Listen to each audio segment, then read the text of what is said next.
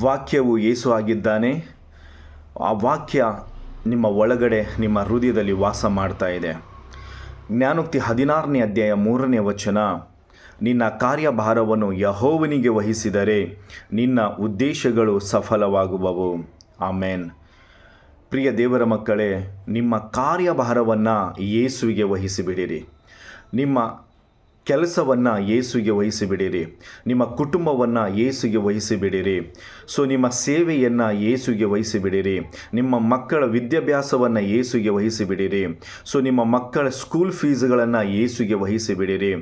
ನೀವು ಮಾಡುವಂತಹ ಪ್ರತಿಯೊಂದು ಕೆಲಸಗಳನ್ನು ಯೇಸುವಿಗೆ ವಹಿಸಿಬಿಡಿರಿ. ಆತನೇ ನಿಮಗೆ ಎಲ್ಲವನ್ನು ಸಫಲ ಮಾಡುವನಾಗಿದ್ದಾನೆ.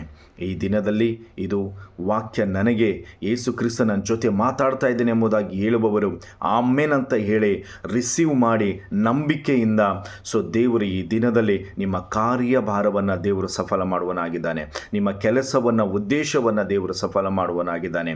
God bless you.